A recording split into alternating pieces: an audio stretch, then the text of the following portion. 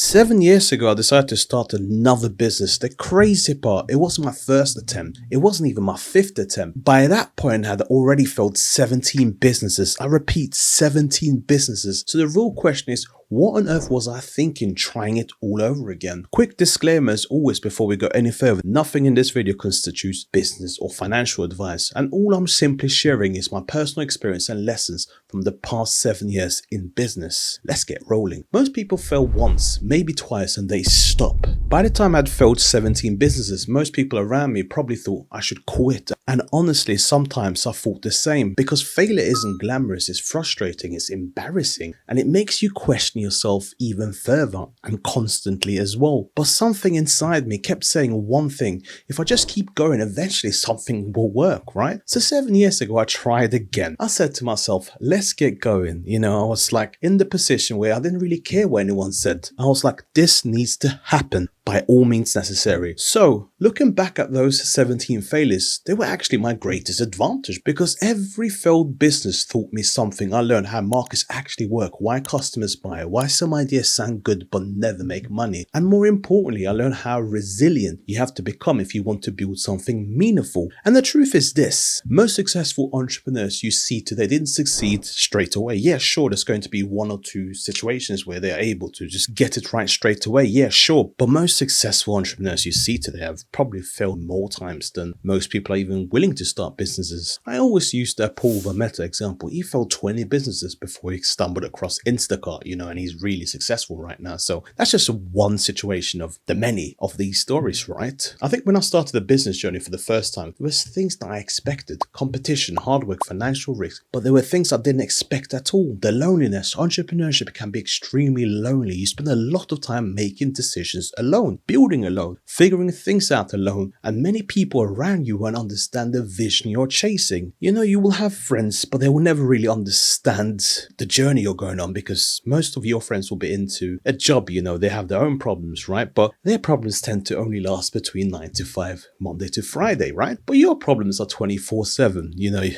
Whether someone decides to crash your website at midnight, or whether someone wants to purchase from you 3 a.m., you still need to attend to them one way or the other, right? There's no excuses in business, right? So it was that mindset shift I needed to get into. I needed to really understand that, yeah, sure, I can relate to my friends still about other things in life, but when it came to the work life, which I think most people spend majority of the time talking about, I didn't have anything in common with them. They will talk about work and all their struggles, and I'll be like, yeah, I'm not dealing with these struggles. My struggles are completely different. So I never really liked to talk to my friends about work because of this very reason, and I needed to change something. And that's when I found the circle I'm currently in now, with entrepreneurs, all kinds of scales, different sizes in terms of the business volumes, right? But we have things in common. And I think this is something I think every single entrepreneur needs to learn how to get on straight away. You need to find a circle that thinks about the world the same way you do. But in all honesty, this is the truth. People never talk about the invisible progress. I think every single entrepreneur needs to go through that in order to be successful. The early years are brutal, of course. You work extremely hard, but nothing appears to change. No massive breakouts, no overnight success, just slow progress that nobody sees. That's where most people give up, I've learned, because they expect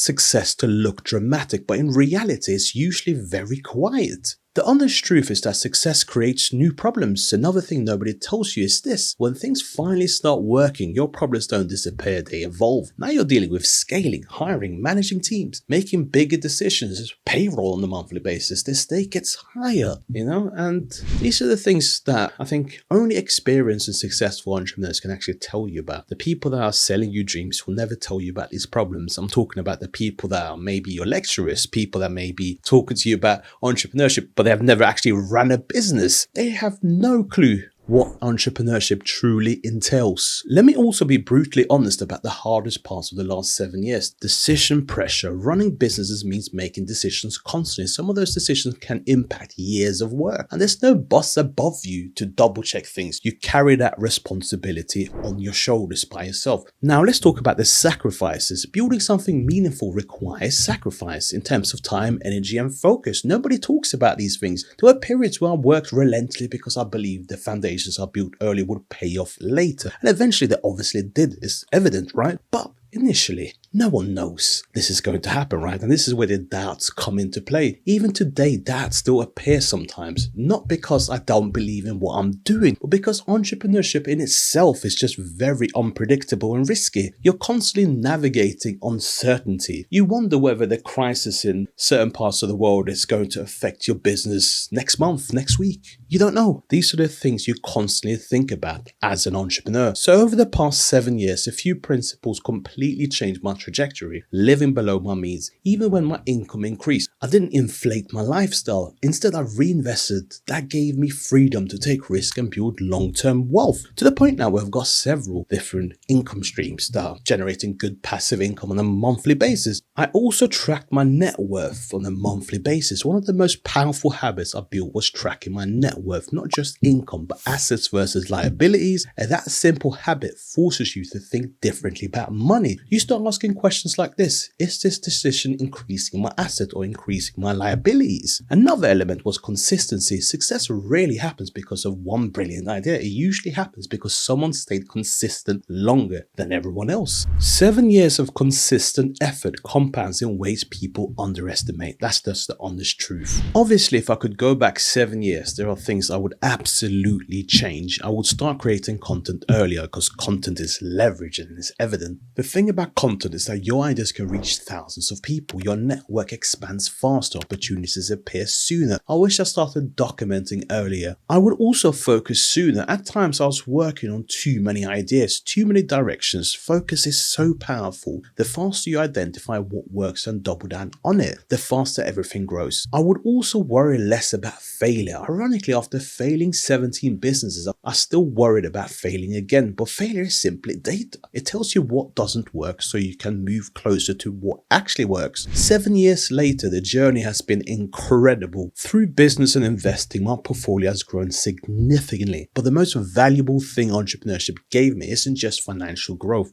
It's freedom. Freedom to build new ideas, freedom to explore opportunities, freedom to keep learning, freedom to do what I want to do every single day. Not having to answer to anyone, basically. It's just amazing. The next phase of my journey is focused on building things that help other entrepreneurs grow. More platforms, more education, more tools that help people build their own independence. Because if there's one thing I've learned through my journey in the last 7 years as an entrepreneur, is that the right knowledge at the right time can completely change someone's path. Look, if you're currently building something and it feels slow or difficult or even uncertain, remember this: 7 years ago, after 17 failed businesses, I still decided to try again, and that decision changed everything. Sometimes success doesn't come from being the smartest person in the room. Sometimes it simply comes from refusing to quit, and that's the message I want to leave you with. Refusing to quit. But look, it's time for me to round up this video. I do hope you found this video helpful and useful. And as always, if you haven't done so already, make sure you smash that like button, subscribe to this channel, and more importantly, tap the notification bell. I'll see you on the next video where we are of course going to be talking about more business, finance, and entrepreneurship.